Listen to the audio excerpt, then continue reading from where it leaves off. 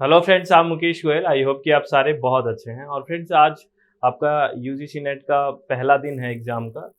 और उसके बारे में मैं बात कर रहा हूँ। जो एनालिसिस आता है, जैसे चाहे पेपर वन का एनालिसिस हो, और बेसिकली पेपर वन का एनालिसिस मैटर करता है, क्योंकि पेपर टू का तो हो गया, उसका हो गया। लेकिन पेपर वन तो सभी को सभी बच्चे देखते हैं, जो किसी भी एग्जाम पेपर टू इसका कोई भी हो, मान लो। पेपर वन का तो सभी को इंटरेस्ट रहता है कि इसमें क्या आया क्या आया। तो मेरा इसके बारे में थोड़ा-सा ओपिनियन ये है, मेरी राय ये है कि एनालिसिस के दोनों इफ़ेक्ट है ज़्यादा देखने से। एक तो उसका एक पॉजिटिव इफ़ेक्ट भी है और एक नेगेटिव भी है अभी। पॉजिटिव इफ़ेक्ट तो क्या है एनालिसिस देखने का, थोड़ा-सा आइडिया लग जाए। कई बार क्या होता है, रिपिटिशन हो जाता है कई बार क्वेश्चन का। हमने देखा है एग्ज़ाम में कि ये क्वेश्चन कई बार फर्स्ट शिफ्ट में है तो सेकंड में भी आ जाता है, अगले दिन भी आ जाता है। जो करंट का कोई क्वेश्चन होता है तो उसके आस-पास रिपिटिशन हो जाता है। तो ये तो एक बेनिफिट है, एक ये आपको एक पॉजिटिव इफ़ेक्ट है कि चल कोई बात नहीं, ये देख लेता हूँ। लेकिन इसका मैंने देखा है नेगेटिव बहुत सारे इफ़ेक्ट भी आ जाते हैं बहुत ज़्यादा एनालिसिस देखने से। क्या आते हैं? ये टॉपिक भी आ गया, ये भी कर लूँगा, ये भी कर लूँगा, लेकिन हमें पता है कि होना कुछ इन दिनों में नहीं है। बेसिकली आप आराम से, शांति से थोड़ा बहुत जो आपने पढ़ा है उसका रिवीजन हो सकता है। उससे ज़्यादा हड़बड़ी में जो चीज़ें आती है वो भी खराब हो जाएगी। 1-2 टॉपिक के चक्कर में सारा पेपर हम खराब कर लेंगे, अगर 1-2 टॉपिक नहीं भी आ रहा है, कई बार ऐसा होता है दिमाग। तो ये फालतू की चीज़ मेरे हिसाब से ज़्यादा सर पे नहीं चढ़नी चाहिए। आप बात समझ रहे हो क्या? और दूसरी बात एक और है, अकॉर्डिंग टू पेपर 2, पेपर 1 आपको पता है डिज़ाइन किया जाता है। जैसे मान लो आज कॉमर्स का पेपर हुआ, तो कॉमर्स में स्टैटिस्टिक्स भी है, तो थोड़ा हो सकता है कि रिसर्च में स्टैट का पोर्शन ज़्यादा डाल दें, और आप अगर दूसरे सब्जेक्ट के हैं तो वो ना डालें। बेसिकली आपका पेपर 2 एजुकेशन है तो टीचिंग और रिसर्च का थोड़ा और पोर्शन अच्छे से डाल दें, ऐसा हो सकता है। डिपेंड करता है पेपर 2 पे भी, थोड़ी-सी बेसिक सी बातें। तो आप ऐसे ज़्यादा कन्फ्यूज़ नहीं होना है। मैं आपको सही से बता रहा हूँ कि अपना चित्त शांत रखें, बार-बार इतने सारा एनालिसिस देख के एकदम घबराना नहीं है। हम चाहते हैं कि आपकी थोड़ी हेल्प हो जाए कि ऐसा हो सकता है। अगर आप इससे फ्रस्ट्रेट होते हो तो ना भी देखें, है ना? अगर आपको लगता है कि इससे डिप्रेशन आता है, इससे मैं और लो फ़ील करता हूँ और ये मैं एग्ज़ाम को प्रॉपर नहीं देख कर पाऊँगा, तो मेरे हिसाब से अवॉइड करना चाहिए ज़्यादा एनालिसिस देखने से। तो प्लीज़ आपसे रिक्वेस्ट है कि इसके ना नेगेटिव भी बहुत ज़्यादा, मेरा ये मानना है, मेरे व्यक्तिगत विचार है कि नेगेटिव भी बहुत ज़्यादा आ जाते हैं। क्योंकि आपको पता है ना कि ये भी आ रहा है, ये भी आ रहा है, मैं नहीं आ रहा, मतलब हड़बड़ी हो जाती है, ऐसा नहीं है।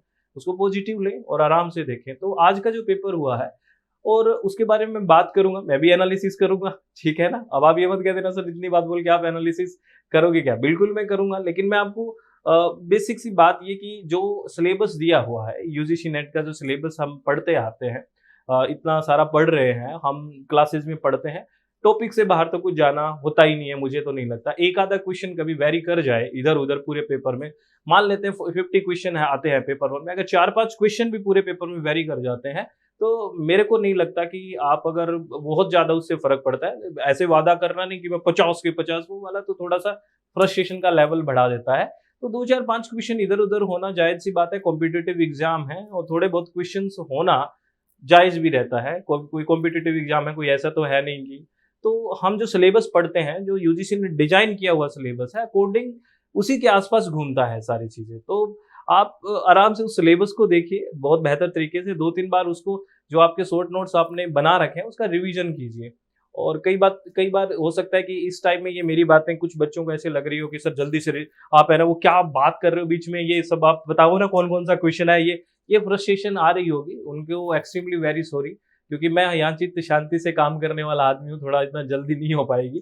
थोड़ा आराम से, शांति से मैं आपको बात करूँगा कि इससे फ्रस्ट्रेट ना हो। जैसे एक्सपेरिमेंटल रिसर्च के बारे में क्वेश्चन आया है, और इसके बारे में हम बात करते हैं कि एक्सपेरिमेंटल रिसर्च आपको पता है एक क्वांटिटेटिव रिसर्च है, मात्रात्मक शोध है। इसमें वेरिएबल्स के बारे में बात करते हैं, डिपेंडेंट इंडिपेंडेंट वेरिएबल के, यानी कि कॉज इफेक्ट की बात करते हैं। मेडिकल साइंस में यूज होता है ना? एक तरह से आर्टिफिशियल सेटिंग की जाती है, नेचुरल में नहीं होता, एक्सपेरिमेंट कर रहे हैं ना, तो एक तरह से ये क्या है, क्वांटिटेटिव है, मात्रात्मक है ना? ऐसी चीजें थोड़ी सी कनेक्ट करके आप पढ़ सकते हो। एथिक्स से हम बात करते ही रहते हैं फ्रेंड्स, की शोध में नैतिकता होनी चाहिए, और हर बार क्वेश्चन कोई ना कोई आता ही है। है ना। रिसर्च एथिक्स में शोध नैतिकता की बात करते हैं कि हाइपोथेसिस टेस्टिंग में होना चाहिए, डाटा कलेक्शन में होना चाहिए, डाटा एनालिसिस में होना चाहिए, रिपोर्टिंग करते टाइम होना चाहिए, यानी कि उन वैसे तो हर स्टेप में मैंडेटरी है रिसर्च एथिक्स का होना, शोध में नैतिकता होना, लेकिन कहीं न कहीं ये है कि कई बार क्या होता है, बहुत ही ज़रूरी होती है कुछ जैसे कुछ फील्ड होते हैं जैसे data collection, data analysis, reporting, hypothesis testing, यहाँ पे मोस्ट वल्नरेबल में आता है। और हाइपोथेसिस टेस्टिंग से तो आता ही आता है रिसर्च में क्वेश्चन, है ना। नल हाइपोथेसिस, अल्टरनेटिव हाइपोथेसिस की बात करते हैं हम। और टाइप्स ऑफ रिसर्च, जब पता है ये मेन पोर्शन है, ये पूरी रिसर्च की बॉडी है, ये जो टॉपिक्स है, तो इन्हीं से तो आना है क्वेश्चन। फालतू में एक माहौल क्रिएट करने की कोशिश मेरे हिसाब से नहीं होनी चाहिए। देखो ये मेरे विचार हैं। और मेथड्स ऑफ टीचिंग की बात करें तो मैथ्स के आपको पता है कि यहाँ पे teacher centric, student centric methods की बात करते हैं हम। जैसे कई सारे मेथड है, लेक्चर मेथड की बात करते हैं, डेमोन्स्ट्रेशन की बात करते हैं, डिस्कशन मेथड की बात करते हैं, असाइनमेंट मेथड की बात करते हैं, प्रोजेक्ट मेथड की बात करते हैं, ह्यूरिस्टिक मेथड की बात करते हैं, डिडक्टिव मेथड होता है, इंडक्टिव मेथड होता है, बहुत सारे सर्वे मेथड होता है। अलग अलग मेथड्स के बारे में हम बात करते ही हैं। तो आना तो मेथड से ही क्वेश्चंस हैं, ऐसे तो है नहीं कि कोई सिलेबस के आउट ऑफ द सिलेबस वाली बात मुझे नहीं लगती। और आईसीटी में कन्वर्जन जो हम बात करते हैं कि आप बाइनरी नंबर को चेंज करने की बात है ना, डेसिमल में, या फिर हो सकता है कि यहाँ पे आपको ऑक्टेन नंबर में भी करवाया हो, तो एक बार आप वो प्रैक्टिस कर जाना, है ना। जैसे बाइनरी का डेसिमल, है ना, डेसिमल से बाइनरी, है ना, ऑक्टेन, हेक्साडेसिमल बात करते हैं ना, वो तो सारी आप थोड़ा सा ये कन्वर्जन आप करके चले जाना, है ना। ये थोड़ा सा प्रैक्टिस, एक दो क्वेश्चन करके चला जाना। और एचटीटीपी की बात, हाइपर टेक्स्ट ट्रांसफर प्रोटोकॉल की जो बात होती है इंटरनेट में, एस भी लगा हुआ है सिक्योरिटी के लिए, तो ये इंटरनेट से क्वेश्चन आता है, क्योंकि इंटरनेट में आपको पता है दोनों चीज़ चाहिए इंटरनेट के लिए, हार्डवेयर और सॉफ्टवेयर। तो ये सॉफ्टवेयर वाला पोर्शन है, इसमें हम बात करते हैं एचटीएमएल वगैरह की बात करते हैं, तो वो वाली बात है। और ईवीएस है, इन्वायरमेंटल साइंस है, इसमें हम आपको पता है कार्बन मोनोऑक्साइड में बहुत सारी बातें करते हैं, जो हीमोग्लोबिन वाली बात है ना, कार्बोक्सी हीमोग्लोबिन कंपाउंड जो वाली बात है, वो बात करते रहते हैं। एयर क्वालिटी इंडेक्स पूरा पढ़ते हैं हम, है ना, कि कौन कौन सा कितना क्या होना चाहिए एयर। और इसमें हम रटते भी हैं, SO2 NO2 में आपको रटवाता रहता हूँ कि कितना होना चाहिए, एनुअल कितना होना चाहिए, 24 आवर कितना होना चाहिए। पार्टिकुलेट मैटर की बात करते हैं 2.5 की, पार्टिकुलेट मैटर 10 की, तो यहाँ से भी आप पोर्शन को देख के जाना, जो हम टेबल्स ही करते हैं, वो याद है। ग्लोबल वार्मिंग, वैश्विक तापन की बात करते हैं, जहाँ ग्रीन हाउस इफेक्ट होता है, कौन कौन सी गैस है, सबसे ज़्यादा कॉन्ट्रीब्यूशन किसका है, सबसे ज़्यादा पोटेंशियल किसका है, कैसे होता है, ये बेसिक बेसिक बातें यही इर्द गिर्द सारी बातें घूम रही है। यानी कि जैसे देखो, कई बच्चों से पूछो कि टफ है पेपर, कई बच्चों से पूछो तो ठीक ठाक है, मॉडरेट है। देखो सीधी सी बात है, depends on your study, depends on your clarity of concept, है ना।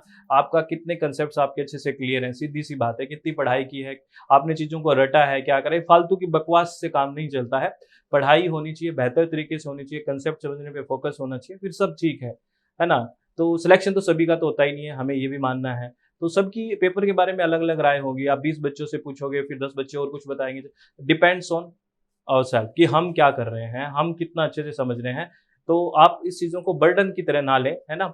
जैसे जो ये अपना नेशनल एजुकेशन पॉलिसी है 2020, इससे तो पता ही है कि क्वेश्चन हम बात करते हैं कि 10+2 को हटा के ये सिस्टम आ गया, ये बातें होंगी, तो नहीं आई है तो क्वेश्चन पूछना स्वाभाविक है। फालेसी से आती है क्वेश्चन, आपको पता है लॉजिकल रीजनिंग में 2 क्वेश्चन फालेसी से आते हैं। ये फालेसीज हम बहुत डिटेल में करते हैं, फॉर्मल फालेसीज की बात करते हैं, है ना, औपचारिक इनफॉर्मल की बात करते हैं, जहाँ फॉर्मेशन में गड़बड़ हो, कंटेंट में गड़बड़ हो। फिर हम तरह तरह की फालेसी के बारे में बात करते हैं, एक्सीडेंटल फालेसी क्या होती है, ठीक है। बहुत सारी फालेसीज हमने एक लिस्ट पढ़ी हुई है, ठीक है।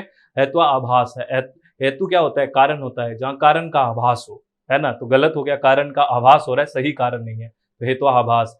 और डीआई की बात करें तो आपको मैं हर बार कहता हूं कि आपको परसेंटेज आना बहुत ज़्यादा ज़रूरी है।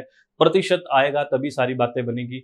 परसेंटेज आपको आना चाहिए कि क्या होता है, रेशियो आना चाहिए, प्रोपोर्शन, इस पे थोड़ा सा काम कर लो। अगर थोड़ा बहुत टाइम है तो परसेंटेज कैसा निकालता है किसी से सीख लो, या अपनी भी SWMG पे भी वीडियो है परसेंटेज के बारे में, वो सीख लो, आपको काम आएगी, ठीक है। ये आप शॉर्ट टर्म में कर सकते हो थोड़ा सा।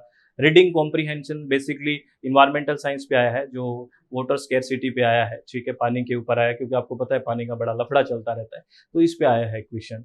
तो ओवरऑल बात देखें तो कोई बच्चे कह रहे हैं टफ आया, थोड़ा सा जो लैंग्वेज है वो थोड़ा लेंथी बता रहे हैं, तो आप उसके लिए थोड़ा तैयार हो सकते हैं। अगर इस एनालिसिस से सीखने की जरूरत है तो ये कि भी मुझे थोड़ा सा लेंथी है पेपर, मतलब जो लैंग्वेज है वो थोड़ा सा लेंथी है, तो उसको थोड़ा सा मुझे समझना है, उसके लिए तैयार होके जाना है, थोड़ा वन लाइनर पे थोड़ा सा नहीं है, तो ये सारी बातें हम कर सकते हैं। तो प्लीज़ इससे परेशान मत हो, मेरा ये ओपिनियन है। मैं देखता हूँ बहुत ज़्यादा ऐसे माहौल क्रिएट करने की कोशिश ना करें कोई भी। ठीक है, आपकी तैयारी अच्छी है, बेहतर तरीके से हो जाएगा, कोई ऐसी बात नहीं है। और फ्रेंड्स, हम नेक्स्ट बैच में जल्दी ही आने वाले हैं, अपना लाइव सेशन पेपर 1 के लिए स्टार्ट होने वाला है SWMG एप्लीकेशन के लिए। लेकिन पहले आप ये पेपर दीजिए, उसके बाद हम पूरा का पूरा डिस्कस करेंगे। इसके लिए आपको ऑल द वेरी बेस्ट, और प्लीज़ आप अपना चित्त शांत करके जाएँ, अपना रिलैक्स होके जाएँ, किसी भी तरह की कोई गड़बड़ ना करें, किसी भी तरह की कोई जल्दबाजी ना करें, सब बहुत बढ़िया है, बहुत बेहतर है। देखो भाई, मैं तो एक ही बात कहता हूँ कि एग्ज़ाम है वो हमारे लिए है, हम एग्ज़ाम के लिए नहीं है। फिर हम पढ़ेंगे, कोशिश करेंगे, कमियाँ हम में कहाँ रही हैं सुधार करेंगे, और हम फिर पढ़ेंगे अपनी application, that is SWMG success with Mukesh Goyal. हम फिर बातें करेंगे, फिर पढ़ेंगे, ठीक है? तो ऑल द वेरी बेस्ट, बहुत-बहुत धन्यवाद, take care, thank you, thanks a lot friends. Friends, क्या आपको यूजीसी नेट पेपर को हैंडल करने में प्रॉब्लम आ रही है? कई बार ऐसे लगते हैं कि सारे ऑप्शन भी ये ठीक से हैं, एक जैसे से ऑप्शन लग रहे हैं।